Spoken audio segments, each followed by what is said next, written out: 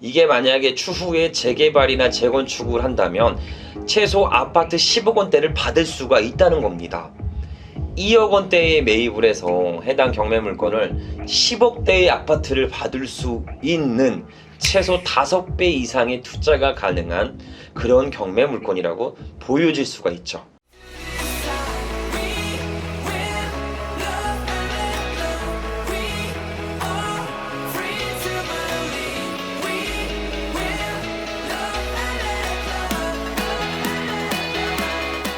자, 오늘 말씀드릴 내용은 강화된 주택 규제로 인해 상업용 부동산을 보시는 분들이 많아졌습니다. 그래서 오늘은 서울 송파구에 상가 경매 물건이 나와 있는 것이 있어 해당 경매 물건에 대해서 전체적인 사항을 전달드려 보도록 하겠습니다.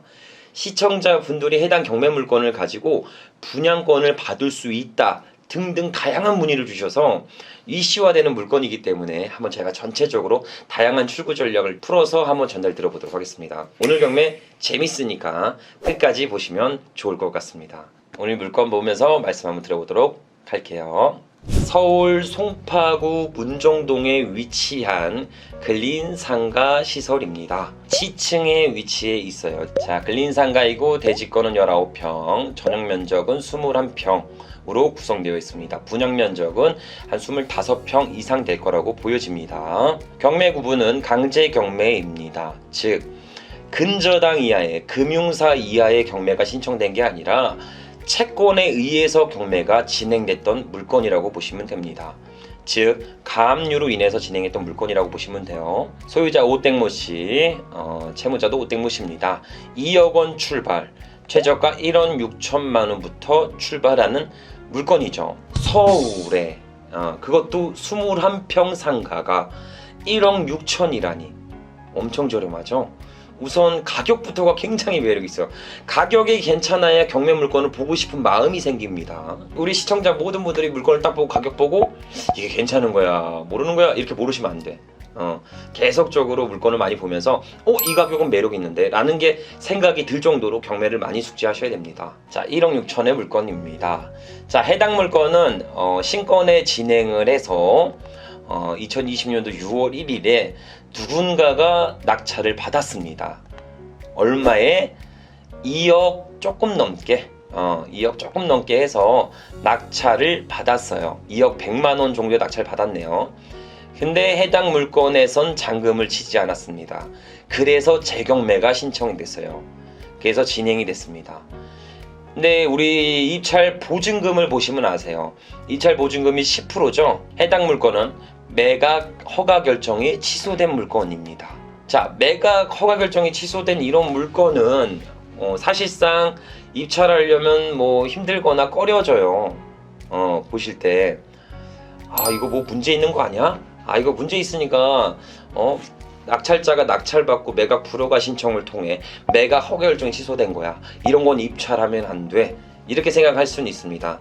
하지만 그러시면 안 돼요. 우리는 왜 불허가가 됐는지를 사전에 체크하면서 입찰을 준비를 하셔야 됩니다. 자, 통상 매각 불허가 사유는 2가지 중에 하나로 정해집니다. 매각 물건 명세서나 현황 조사서에서 기재되지 않는 중대한 오류 등으로 인해 낙찰자는 불허가 신청을 하게 되죠. 예를 들면 표기된 평수가 기존에는 20평이었는데 막상 방문해 보니까 10평밖에 안 돼. 평수에 대한 오류, 그리고 물건지에 갔는데 현황상 사진과 다르게 전소돼 있거나 불나 있거나 갔는데 바리게이트나 침수가 돼 있거나 이런 치명적인 물건 하자들 때문에 매각 불허가 신청도 가능하죠. 그리고 두 번째는 갑자기 인수되는 권리가 발생되는 경우입니다. 갑자기 인수되는 경우이죠.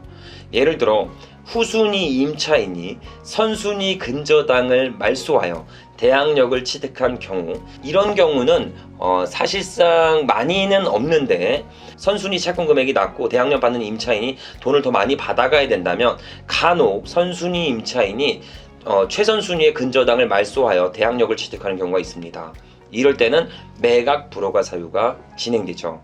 그리고 유치권 신고는 전혀 없었는데 낙찰로 가니까 유치권자가 점유하고 있는 거야. 점유와 같이 플랜카드도 걸려있고 사용수익화를 막고 있습니다. 이럴 때 또한 매각 불허가 사유가 됩니다.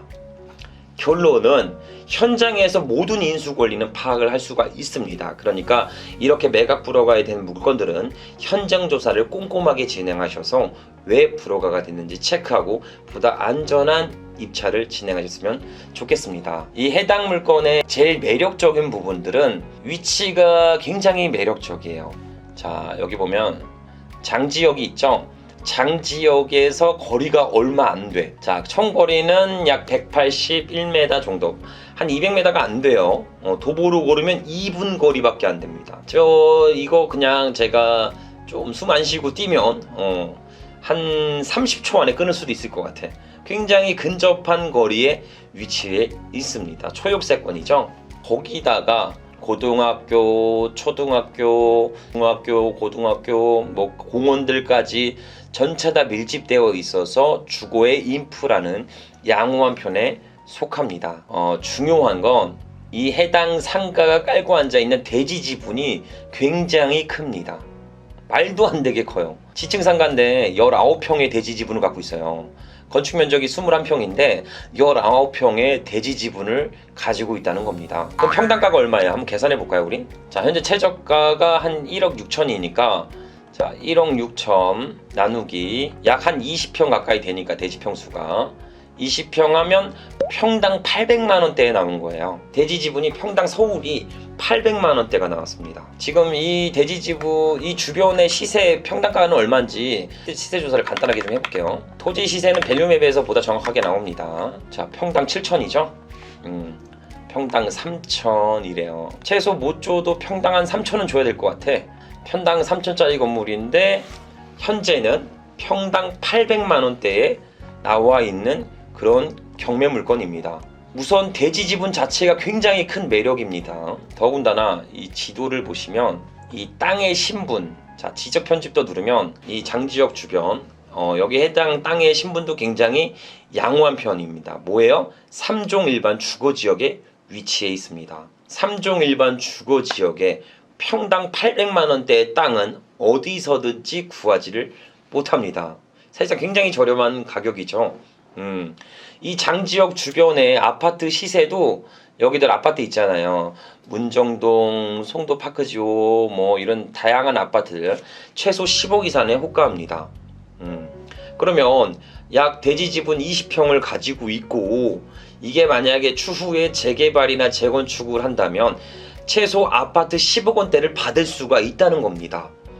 2억 원대에 매입을 해서 해당 경매 물건을 10억대의 아파트를 받을 수 있는 최소 5배 이상의 투자가 가능한 그런 경매 물건이라고 보여질 수가 있죠. 자, 그리고 단지역 내 상가 한번 임대료도 한번 볼게요. 여기가 장지역이니까 이 아파트 내에 있는 단지 내 상가예요. 여기 있는 건데 우선 주변에 임대료가 얼마 정도 형성되어 있는지를 좀 보도록 하겠습니다. 176평입니다. 이것도 한번 계산해 볼까요? 평당 얼마인지? 176평 1250만원 나누기 176평은 평당 7만원. 평당 7만원에 나와 있는 상가 물건이 있네요. 지층에 주변에. 자, 7만원이 나와 있고요. 다른 것도 하나 볼게요. 단지 내 상가를 봐야 돼요. 최대한. 여기 하나가 나와 있네요. 지층 15층 중에 지층입니다. 자, 이런 것도 15평에 140만원의 임대료가 나와 있죠. 이거는 뭐 평당 8, 9만원 나와 있는 것 같아요. 평당 8, 9만원대 나와 있습니다. 그러면 우리 경매 물건 지층이니까 계산을 한번 해볼게요. 주변에 10만원과 7만원대 7만원과 10만원 사이로 임대료가 지층계 형성이 되어 있는데 우리 물건을 막 한 지층 7만원이 아니라 최대한 보수적으로 생각해서 21평 기준 5만원 잡아보면 얼마죠? 평당 100만원 정도 형성이 되어 있습니다. 임대료가 나올 것 같아요. 곱하기 12개월 하면 1260만원 나누기 내가 2억 정도의 낙찰을 받는다면 그리고 곱하기 100 하면 지층 상가인데 수익률은 6.3% 나옵니다. 초역세권에 6.3%면 굉장히 호감 있는 임대료예요. 굉장히 호감 있는 임대료입니다. 최대한 5만 원도 보수적으로 생각한 거예요. 자, 이미지도 한번 볼게요. 우리 상가 물건 이미지를 한번 보도록 하죠. 요렇게 단지 내 상가에 있는 그런 상가 건물입니다. 그리고요, 요렇게 들어가면 지층인 것 같아요. 여기 해당 업체가 쓰고 있는데 지층 치고는 여기 내려가는 계단 초입구부터 내부까지 인테리어가 어느 정도 잘 돼 있는 것 같아요. 깔끔하죠? 지층 이런 이미지 아닌데 우리가 생각하는 거, 그죠? 굉장히 지저분하고 더럽고 공실도 많고 이래야 되는데 굉장히 깔끔하고 인테리어를 잘 해서 잘 사용 중인 그런 것 같아요. 그래서 현장은 가봐야겠지만 괜찮은 걸로 보여지긴 합니다. 해당 경매 물건은 총 3개 호실이 나왔어요. 총 3개 호실이 나왔는데 우리가 지금 경매 진행돼야 되는 물건은 2번, 두 번째 물건 B103호입니다. 근데 이제 현황상 사진으로 보면 이 해당 업체가 이 3개 호실을 같이 쓰고 있는 것 같아요. 그래서 아마 터서 사용할 수도 있을 거라고 보여지긴 합니다. 구분 상가가 아니라 이렇게 오픈된 상가 중에 일부 호실만 낙찰받으면 경락잔금 대출에 지장을 줄 수가 있습니다. 왜냐하면 정확하게 구분이 안 돼 있잖아요. 내 상가가 어디서부터 어디까지다 라는 구분이 안 돼 있기 때문에 경락대출에 지장을 줄 수 있습니다. 그래서 이런 것들은 필수적으로 임장을 가서 구분되어 있는지, 오픈형으로 되어 있는지, 경계선은 정확하게 측정할 수 있는 건지를 체크해 보셔야 합니다. 관리는 지층치고는 잘 돼 있는 경매 물건이다. 자, 권리 분석을 좀 한번 해보도록 할게요. 자, 최초 설정된 권리는 2017년도 4월 25일 근저당이 말소기준 권리가 됩니다. 해당 말소기준 권리 이후에 모든 권리는 소멸하죠. 이제 부동산의 권리 분석 끝났으니 부동산에 거주하고 계시는 임차인분도 점유자분도 권리 분석을 하셔야 됩니다. 사업자 등록일만 보시면 됩니다. 내가 인수하는 거는 사업자 등록 하에 결정됩니다. 임차인은 전입, 사업자는 사업자 등록 기준입니다. 자, 16년도 7월 21일로 되어 있어요. 말소기준 권리는 17년도 4월 25일입니다. 선순이죠? 선순입니다. 자, 보증금은 4천에 월세 100만원에 되어 있습니다. 월세 100만원, 우리가 아까 조사했던 금액이랑 비슷하죠?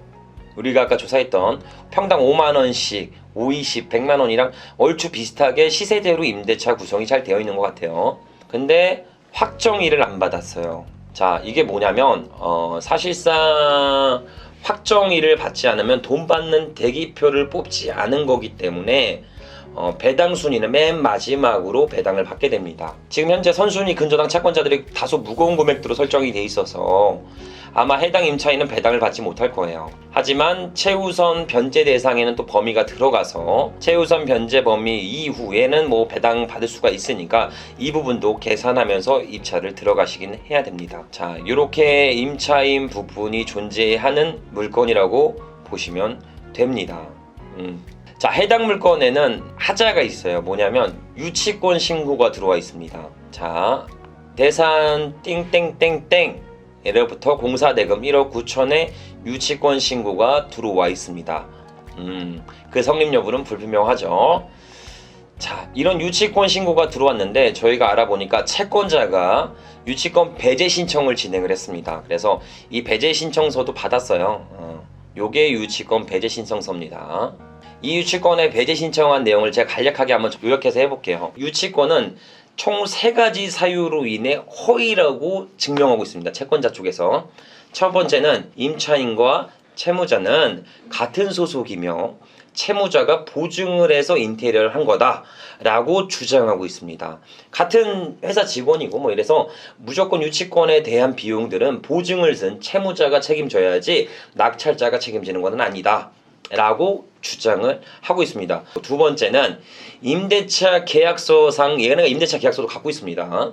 건물을 나중에 임대차 계약이 끝났을 때 원상복구 조건으로 임대차를 구성했기 때문에 어떠한 인테리어 보수도 유치권을 주장할 수가 없다. 요렇게 이야기를 하고 있습니다. 그리고 세 번째는 채권자가 제출한 임대차 계약서와 임차인이 요구한 보증 금액이 상이하기에 정상적인 임대차 관계가 아니다. 그 외 다른 근저당권자에게도 임대차가 없다 이러고서 대출을 많이 받았대요. 그래서 진성 임차인으로 보기는 어렵다. 이런 게 세 번째 유치권 배제에 대한 내용입니다. 결론은 유치권 배제 신청서는 유치권을 배제한다는 확정의 판결문이 아닙니다. 채권자가 요청하는 서류일 뿐이에요. 100% 신뢰하시면 안 됩니다. 직접 임장 활동을 통해 진성 유치권인지를 확인하셔야 합니다. 임차인이 해당 부동산을 사용 수익할 목적으로 인테리어를 한 부분이면 유치권은 인정받을 수가 없습니다. 단 건물의 가치를 상승할 만한 공사, 즉 확장이나 증축이나 배관공사나 이런 것들이 있다면 이것은 필요 이익비로 청구가 될 수가 있어요. 유치권으로 허용될 수가 있다는 겁니다. 그래서 이 부분을 현장에 가서 좀 밀도 있게 체크해야 되는 부분이긴 합니다. 이 해당 부동산이 좀 이슈화가 됐던 부분들이 지금 노후된 아파트라 현재 해당 이 문정동 땡땡 아파트가 현재 리모델링 사업에 진행 중에 있는 아파트예요. 여기 보시면 관련 자료 보이시죠? 자, 요런 건데 통상 아파트는 50년 정도 수명을 예상하고 신축하게 됩니다. 근데 30년 정도 통상 지나게 되면 재건축 사업을 웬만하면 진행을 추진하죠, 요즘에는. 하지만 용적률을 막 상한선을 정해놓아서 재건축이 불가한 단지들이 생겨납니다.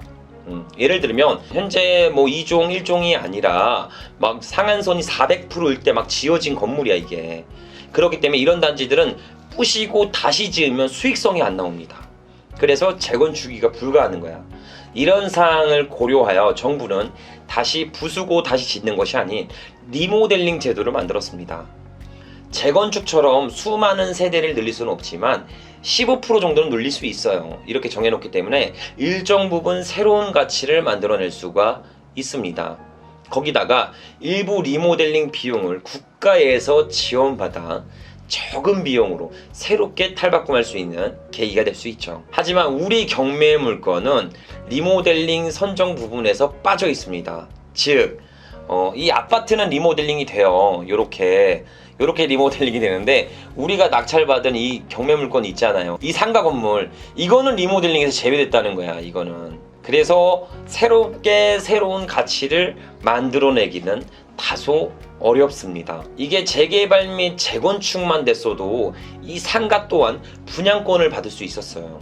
근데 리모델링이라 다소 아쉬운 부분이 될 수 있겠죠. 여기까지 서울에 있는 토지를 20평이나 가지고 있는 상가 경매 물건을 전달드렸습니다. 요즘 하도 이슈가 있어서 이걸 사면은 분양권을 받을 수 있을 것 같아요, 수익이 있을 것 같아요 막 이렇게 말씀을 주셨는데, 최종적으로 보면 서울 초역사권에 위치한 20평 토지를 평당 800만 원대에 소유할 수 있는 매력적인 물건이긴 맞습니다.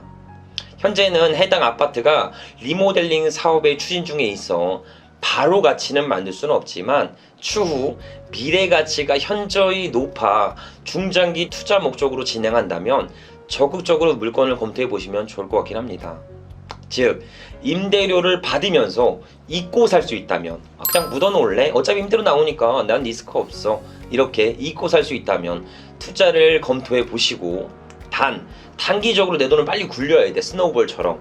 이런 투자는 추천드리진 않습니다.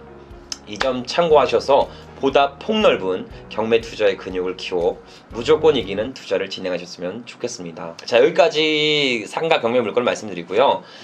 조금 우리가 앞으로 투자를 할 수 있는 마인드적인 얘기들을 간단하게 좀 드려볼게요.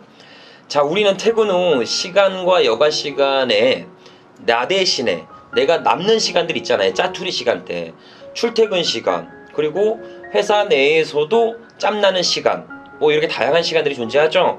그리고 주말이나 연차나 월차들, 이런 시간에 나 대신 일해줄 로봇을 만드는 데 집중하셔야 됩니다. 자, 예를 들어 철수라는 사람이 있었습니다. 퇴근 시간, 출근 시간, 이런 짜투리 시간들을 전부 활용해서 로봇을 만드는 재료비와 이 로봇을 제작하는 시간들로 전부 소요했죠. 그리 유쾌한 시간은 아니었습니다. 왜냐면 남들은 맥주 마시고 여가 시간을 막 본인의 흥을 즐기는데 쓰지만 정작 본인은 언제 완성될지도 모르는 로봇을 만들고 있었으니까요. 하지만 1년 뒤 철수는 로봇을 완성하게 됩니다. 그리고 그 로봇이 일할 수 있는 곳에 취직을 시켜 돈을 벌게 되죠. 그렇게 로봇을 만드는 노하우를 얻어 1년이 아닌 이제는 6개월 만에 두 번째 로봇을 만들기 시작합니다. 이후 깨닫게 되죠. 내가 일하는 시간보다 로봇이 더욱 많은 돈을 벌어다 주니까 이거 내가 퇴사를 하고 로봇을 조금 더 만들어 보는 게 낫지 않을까? 이런 결심을 하고 퇴사를 합니다. 그리고 경제적 자유를 달성하게 되죠. 이것을 우리는 시스템이라고 부릅니다. 즉 소액 경매를 통해 부동산을 소유권을 얻는데 집중하셔야 된다는 겁니다. 내 노동력이 전부가 아닌 자동화 시스템을 구축하며 임대소득 및 지가 상승을 만들 수 있는 기술을 습득하셔야 되죠. 우리 대장TV 시청자 모든 분들이 한 번 배워서 평생 활용할 수 있는 무조건 이기는 경매 투자 습득할 때까지 제가 옆에서 양질의 영상으로 서포트 해드리도록 하겠습니다. 자, 오늘도 긴 영상 시청해주셔서 감사드리며 더욱 양질의 영상으로 보답드리도록 하겠습니다. 감사합니다. 파스터널 리뷰어님, 내내 오픈형으로 쓰고 있는 상가가 경매로 나와 있더라고요. 근데 오픈형 상가들은 다 합쳐서 통으로 쓰고 있는 근린 상가입니다. 오픈형 상가도 저희는 대출 많이 받기는 해요. 어떻게 하면 낙찰 받고 가격을 약간 세워, 아니면 경계점을 제가 만들어요. 이렇게 말뚝을 박아 놓거나 경계점을 만들어 놓습니다. 딱딱 치워서. 그러면 은행이 딱 와서 보고 정확하게 경계 구분이 되어 있구나, 여기까지는 사업 수익화가 될 수 있겠구나 라고 생각하고 대출이 나오는 경우도 있어요. 다양한 변수가 있으니까 추후에 오픈형 상가는 어떻게 접근하고 진행해야 되는지를 한번 제가 말씀 한번 드려보도록 하겠습니다.